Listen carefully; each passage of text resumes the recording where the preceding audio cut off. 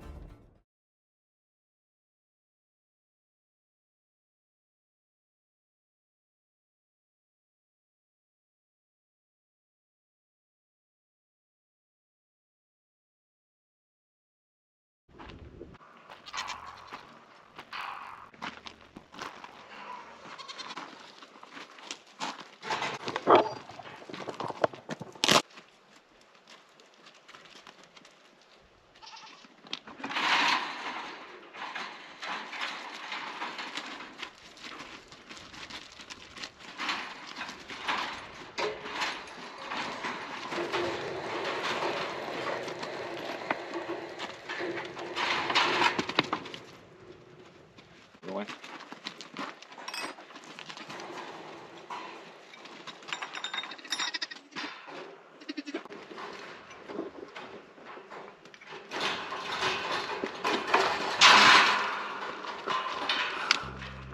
This is Doug from Two Rebels Off Grid. If you watched our last video, as part 1 of the paddock series, we're redoing our paddock completely.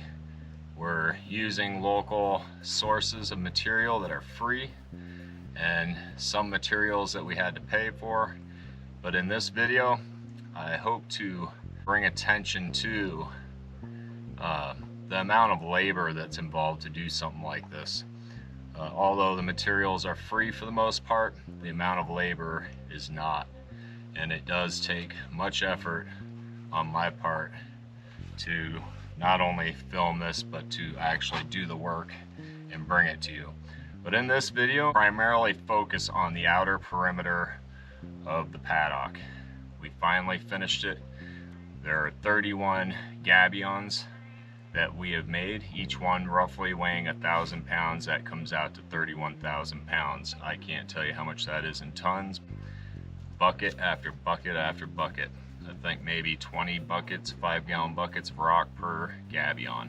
If you stick around towards the midsection of this video, I'm actually going to answer some questions that were brought up in the last video in part 1, which was how are we keeping the gabions from falling over. Well, if you stick around long enough in this video, I'm going to explain, give you a tutorial on how to actually make one of these baskets the way that I'm making it. No one to hand me a shovel. Gotta figure this one out. Gabions, the oldest one in history that they can trace back comes from the Nile River in Egypt, where they reinforced banks and they divided pastures and kept the banks of the Nile from eroding away so they could use it for agriculture. Also, in the Middle Ages, they used them for trenches. They'd invert the gabions, so they essentially were inside the gabion cages. And a lot of buildings that were in marshes in Italy were actually, they sunk gabions into the marsh and then they built upon those along with waterproof wooden pylons. But there's many things you can do with gabions. You can wrap around areas such as gardens, divide areas up, you can make walls out of them, you can manage water using gabion baskets. The amount of uses is only restricted by your imagination, essentially. So in this video, we hope that you can stick around. If you have any questions, leave them in the comment box below. I hope that this tutorial actually answers a lot of your questions, those who are interested in doing this. And remember, this isn't just for off-grid property. Gabions can be used in your suburban backyard if you had to. It's just a matter of finding the resources, the stone. So hopefully you like this video. and we'll see you later on.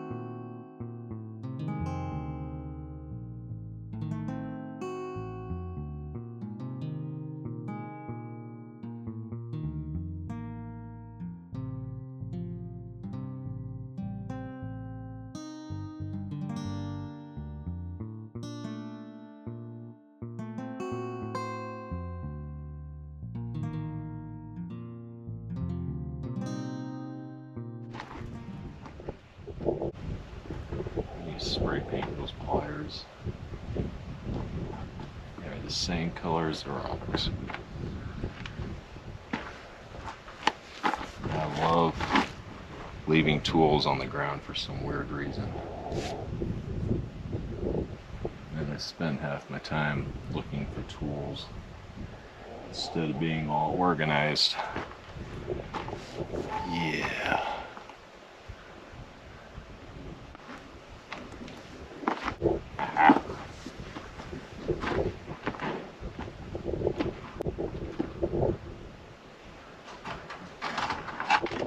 This wire here, it's like 14 bucks. This is the desert's duct tape right here.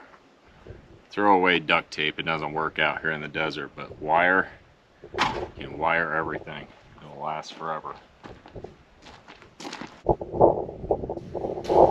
100-year-old barbed wire fence right over there, and it's better than my brand new fence.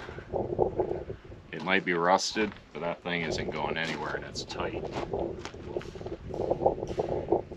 Old cowboy ranchers, they know how to make fences.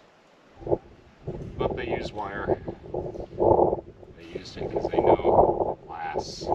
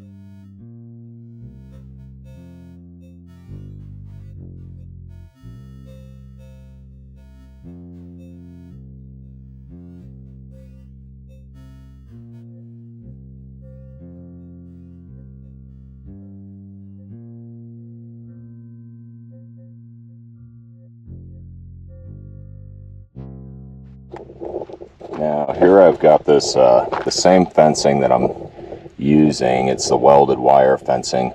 But if you really want a strong gabion, I would highly recommend getting the cages that are made for reinforcing subfloors, concrete subfloors. It's a real thick gauge. I'm not sure exactly what the gauge is on it, but that's what we did the fence around our property in. It's a lot stronger. It'll last for a lot longer time. And here I've been cutting these at various different sizes. You can see some are not the same size. I have skinnier ones in between bigger ones. So like every 3 gabions I have a lot larger gabion just for extra strength. But I'm going to cut this out. I count to make sure that they're even. I count, the average one I've been doing is like 20 of these. I count 20 sections and then I cut it and I make 2 of those. But I think I'm going to make, for this demonstration purpose, I'm probably going to make them pretty big because this is going to hold a roof up. I'm not going to make a gabion just to make a gabion for this video. So I'm going to make one of the corners that's going to hold up the roof to the chicken run, or whatever you want to call it. And we'll just get going here.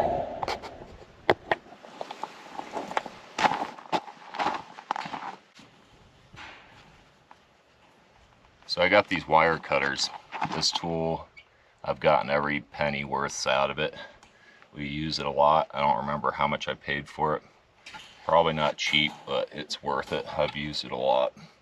I'm gonna count on this cage probably 16 sections. So each side of this gabion is going to have 16 sections of fencing.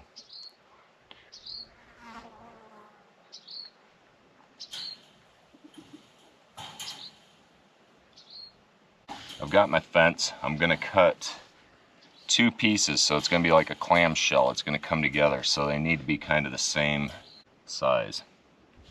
Sorry, I just had my coffee. I'm waking up.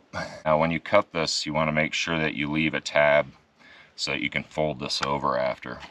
So although I went 16 of these sections, I'm actually going to cut it at the 17th one, and I'm going to leave every other one is going to stick out. So see that little tab there? I want that. And then the next one I won't have a tab. And then the next one I will. So I'm just going to stagger that.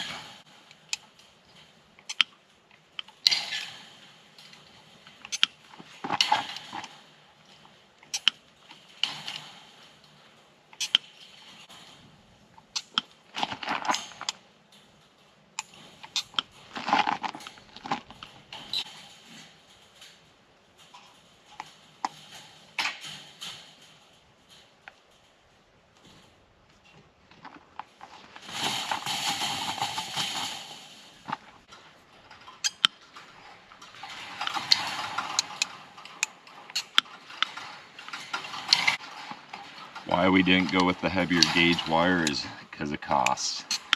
We don't have the $350 for 150 feet of high strength wire that you would use in a concrete subfloor to keep it from cracking and give it more strength. So we're just using what we use with the fence, which is right now it's going about $140 for a roll of this fencing, which is double from when we came out. When we first came out here 3 years ago, you could get this same fencing for like $70. Everything's gone up in price, so we gotta do what we gotta do. We don't have the money, we're gonna try to sub it. I mean, it is for a chicken run, so it's not like it's gonna be for our house. So I have 2 of these now, and I'll show you what I'm gonna do next with them.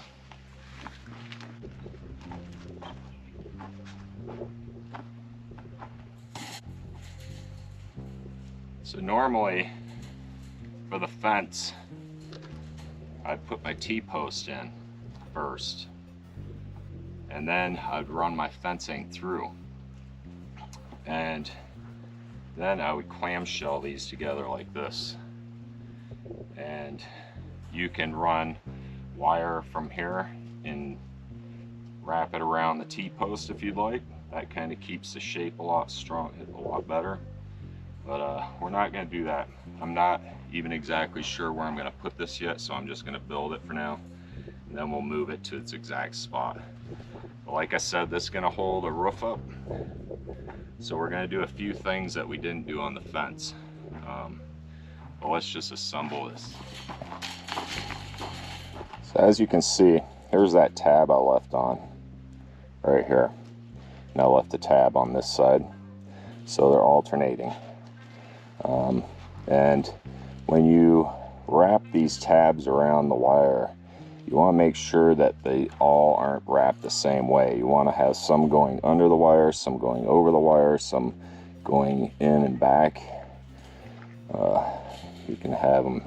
It just makes it more rigid, gives it more support, and keeps it from wanting to go in all different directions. So you can see how I got this one is comes straight back, and then this one goes down and under and over. So just alternate that. Try not to have your twists all the same direction, or your basket can probably come apart fairly easy. And the other important thing, make sure that the very top one and the very bottom one is secured. Otherwise, with all that weight, it's going to want to bust out at the bottom, which I've had happen a few times. So we're just going to go ahead and proceed to keep tightening up all these, and then we'll get back to you in a minute.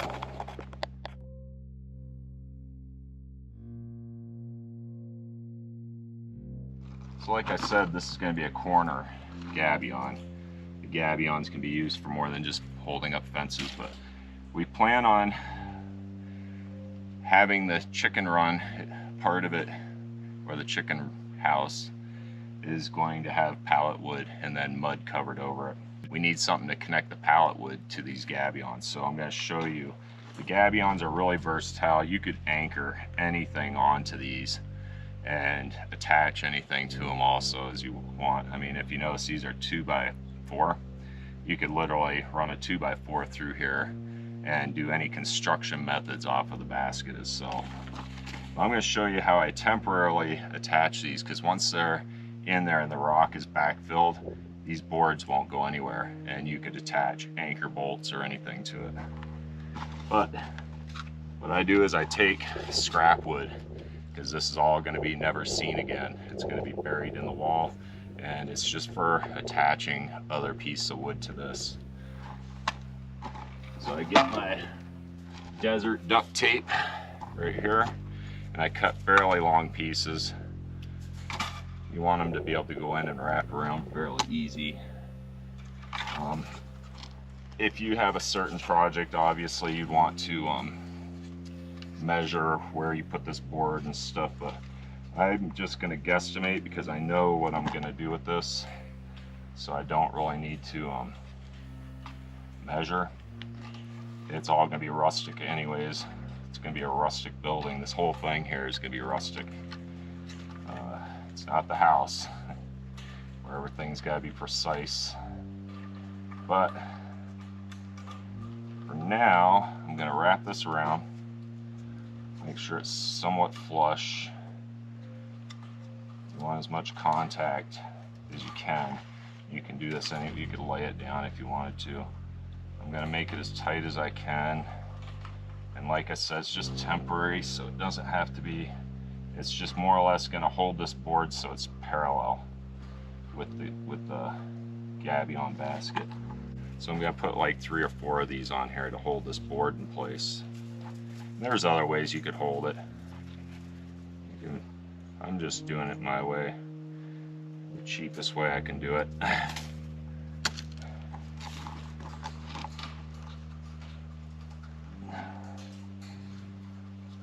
If you want to, go ahead and make a makes it easier to fish it through, and then bring it back.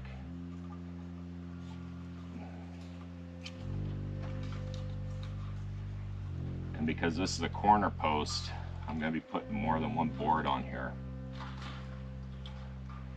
And actually, I think most of the cages that I put on this chicken run are all going to be corner posts, because it's not going to be that huge of a roof. But I guess I should point out that this roof is going to be collecting water.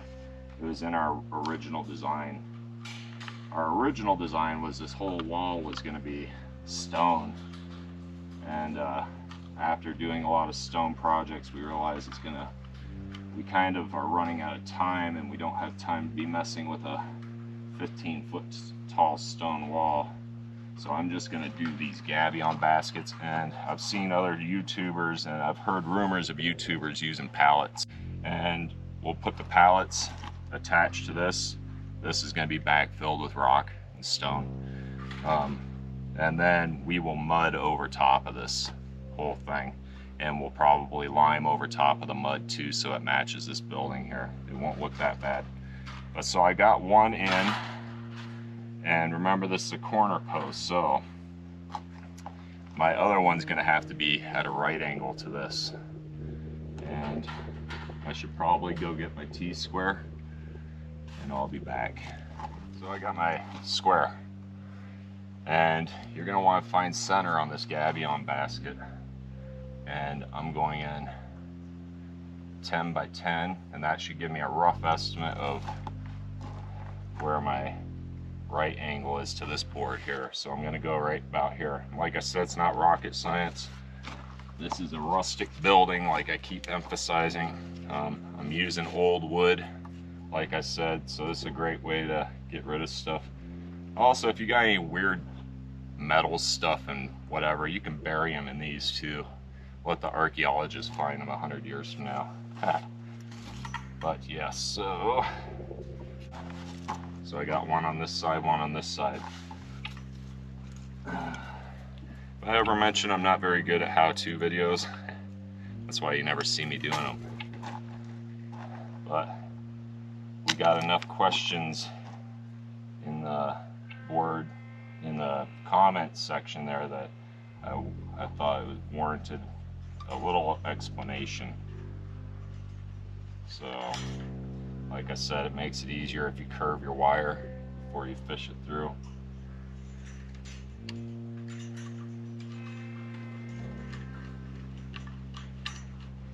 it down. Now I'm going to bring this down to where I want it. Roughly right there. That's a good spot for it.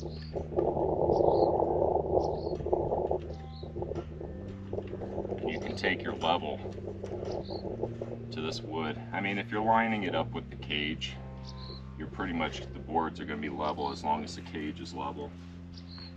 And there I went setting down my tool again. There it is. I'll learn one day. Get one of those fancy tool belts. I'll watch it when I put my camera down, because the goats like to come and chew on it. I can't really afford another camera, so we're always talking about money and how we can't afford stuff, but you know what, that's the reality out here, is things cost money, and you're not always going to be able to do the projects you want to. So I have a lot of lined up free projects, like these gabion baskets. Yeah, they required about $400 in fencing, but the free part is the rocks, so I can do all that labor now while I'm waiting to save up money for other projects. But here we go. You can see we got wire there, wire there, wire there, and this is just temporary. Once the stone's in there, it's not going anywhere. So let's go on. I think I'm going to try and put a T-post in the ground here somewhere. I'm going to figure out where my corner post is going to go. See if I can get a T-post in here. I doubt it though.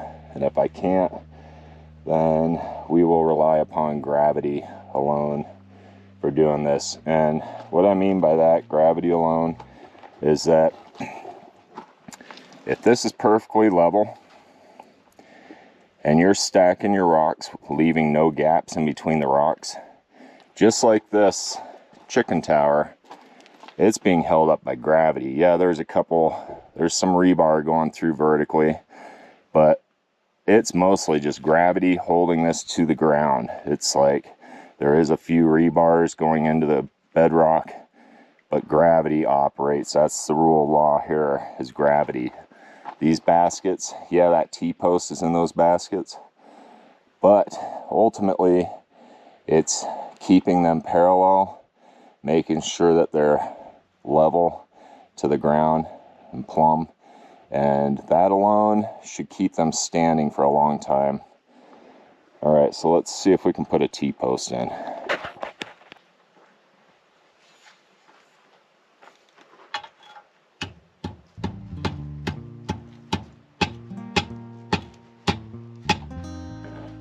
Might not be doing a T-post.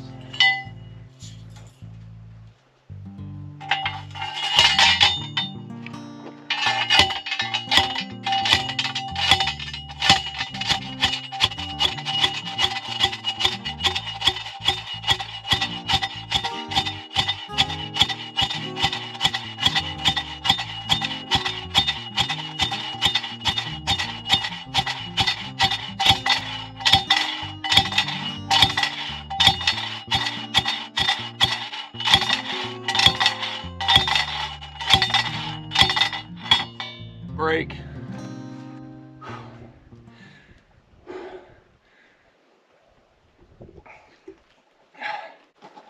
Not easy. Not easy, but it is going in. Caliche is really hard, but it's also almost like chalk. So it won't chip away like a stone, but it will it'll crumble. But if I can get this in another 4 inches, we're good to go. Woo! While I'm waiting to catch my breath, I want to show you guys something. All right, so there was one flaw in my design, and that is these were pre-existing gabions, and I raised them up. Well, the thing is, I didn't actually have the fencing going all the way through the gabion like I have everything else. Everything else is, so that means at the very bottom, it's just as tight as the very top. So there's so much tension on that bottom one, nothing can get underneath it. However, here, and here, my dog's been escaping every night, and she's figured out that she can easily, because these are just attached very basically with wire. They don't go through the wall, is what I'm saying. They don't go through the gabion. That the dog was actually, because she weighs 100 pounds, she gets her nose under there and just bullies her way under the fence. So for this section here, I had to reinforce it with some rock. That's fine, I got plenty of rock. Last night she wasn't able to escape, so she is very determined and stubborn, so I know that she's tested the rest of this too. And she didn't get out, so we are golden. That was the one worry I had, is for the last 3 nights when I was working on this, I was finding her outside the fence, and I was like, how the heck did she get out? She was getting out under these, and like I said, it's because the fencing didn't go all the way through the gabion cages. If they did, there would have been enough tension at the bottom. She wouldn't have been able to get that momentum under there and escape. But let's try to get this rest of this T-post into the ground.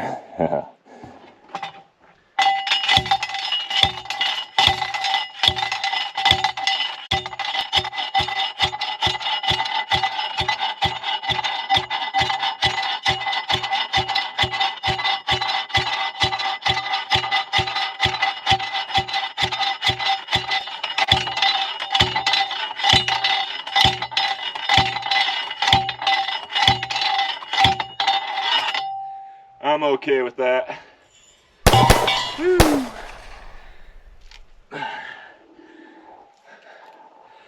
All right. Right, so now I have my T-post in. Like I said, it's not necessary, but it adds as a balancer. it's gonna keep this from leaning or listing any certain direction. But one part about this gabion that's different from these is this is gonna be holding up a roof. So it's good that I was able to get a T-post in there. But I got this. It's a 4x4. I wanted 6x6s for this, but I checked out the price and they're out of my budget, like most everything. I'm not concerned about the height yet. The height just has to be higher than that cistern on this side, so the water is going to be coming down this way, shedding, and then into the cistern. But I'm going to stand back and see if it at least is high, if it's at least as high as that cistern, because if not, I'll have to raise this up. But I'm going to strap this to this T-post, make life easier. Oh yeah, that's high enough. That one over there is going to have to be raised up though. So get my wire again.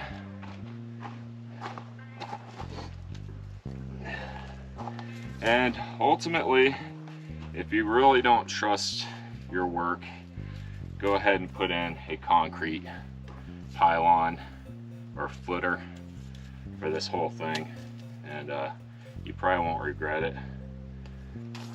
If I didn't get this T-post in here, I might have even put in a concrete footer. Oh, I cut that one too short. This is just to hold it up. I'm going to put the level to it after. Make sure that this is level on all four sides before I start putting rock in here. Because once that rock's in there, you're not moving this anymore at all. Simple, but it works. I think that's what the people of the past found out, is they could have did advanced techniques, because I believe technology was even back then to a certain extent, but they chose to use simpler methods because they're proven. But that's just my philosophy. So now I'm going to take my level and see how far off we are on this, if I can find my level.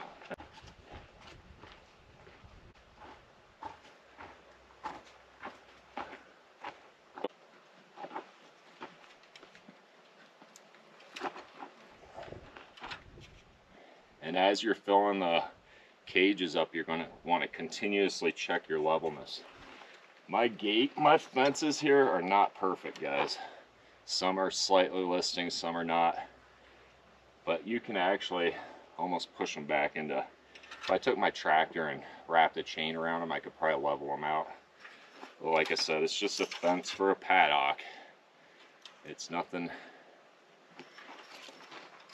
I'm not building the Sistine Chapel or anything, guys. I'm just building a homestead.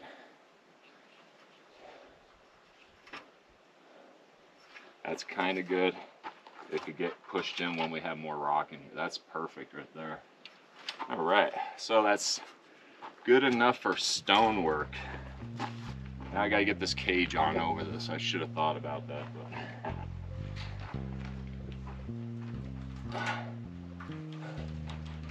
yeah, for some of you shorties out there, you might want to do this first.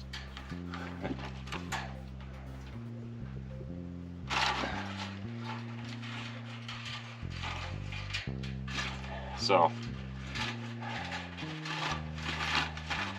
what I have found is if these cages aren't perfectly level, a lot of the pressure takes place on the unlevel side, and it'll actually bend the cage, and then you'll start having listing problems. So ideally, when this is level like this, you're going to want to slip a couple shim stones under the low end, and that will really help you maintain the levelness on this.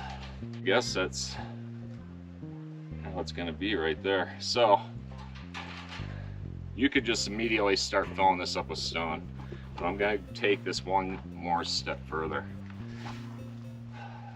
I'm going to make like a spider web of wire on the inside, and this will hold the cage so it's equally has the same spacing all around this, or at least roughly. Doesn't have to be perfect. Nothing's got to be perfect. I did artwork did paintings, murals, all that good stuff. Big, huge murals. And I found the more that I worked on something trying to make it perfect, the more uglier it looked. I feel that you need to kind of just let some of that go and stop being such a control freak and just let things be how they are instead of being a perfectionist. I know that's hard to let go for some people, but I've learned the hard way. I put out many paintings, and now the best ones were the ones I did within an hour, not a year.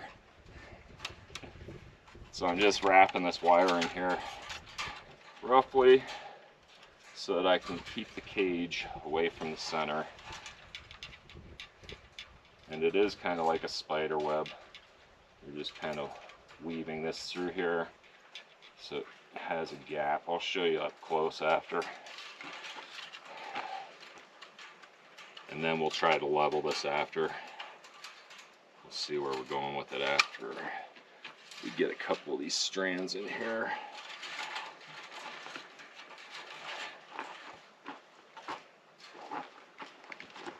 Same with music, I think. Same. When you try to make the most perfect song ever, it never happens. You just muddy it up. And then when you just sit down, pick up your guitar, and all of a sudden just don't think about it, you're putting out a masterpiece without even realizing it. Or at least it's a masterpiece in your own mind. But, okay, so this is basic. I don't want this to come in like this. See how I got this popping in? I don't want that. So I gotta loosen this a little bit. And you got plenty of chances to refix everything, because as you're stacking the rock, which you're gonna find is gonna take a lot longer than you thought it would, you'll be able to re-level everything as you're going up. And yeah, so I'm just gonna keep it like that. Pretty simple. Try to maintain the roundness. I think at some point I'm gonna make square gabions just to switch it up a bit, but not on this project. So I got this board facing this way, so I'm gonna attach a pallet to this and then a gate, and this one is gonna run. It's gonna run this way. Okay. So there we go. We need to see if it's level, which we know it isn't already. These are like the best rocks to use as shims for if you got a gap at the bottom when it's level. You just tuck it under there for now. It doesn't have to stay there forever. It's just to give you so you're not constantly fighting with the level of the cage. So this end's got to come up just a little bit, and this got to come up on that side. So we know where the lowest spot is already. I can go ahead and move this so it's here. As long as this is in the center, we're golden. You could even go one step further to strengthen this. This is going all the way through, so I'm not too concerned, and it's wrapped to the T-post, but you could literally drill holes in this thing and ram some rebar through so it comes out. That way the rock's set on that rebar, and this sucker would definitely not go anywhere. It'd have to take the whole cage with it. All right, so there you have it. Let me show you up close. So I just weave the wire here so that there's a equal spacing. I mean, it's all by eyeball. I'm not too concerned about it, guys, to be honest with you. That's how you set up a cage. Some of you were asking me how you keep it from falling over. Well, this is how you keep it from falling over.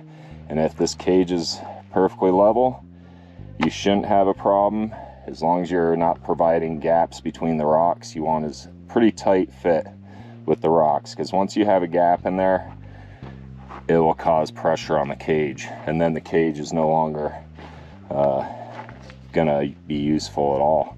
It'll probably fail, and then you guys start all over again, and it's actually harder to take these apart than to put them together, so try to get it right the first time.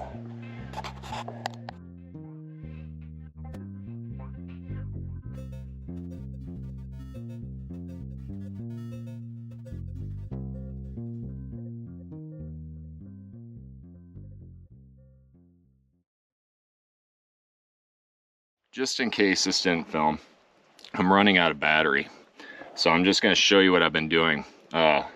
You can take bigger rock, and it's a shortcut. Line it around the edge of the basket and then backfill it with the smaller gravel, stuff that would normally fall through the cage. You can just put on the inside, and that'll make it a more tighter, less. You don't want a lot of air pockets in these. That's what it is you just want, because gravity's not going to work if there's an air pocket there. Gravity's going to make these rocks fall and shift over time, and then you're going to be stuck with a sagging or listing cage. You don't really want that. But yeah, that's my shortcut. I'll use big rocks on the outside of the cage and go all the way up to the top, and then I'll come back in with the smaller ones, and that really makes everything rigid and tight. So I'm gonna go charge my phone. Maybe I'll give you a picture of when this is finished. Let's continue with the video.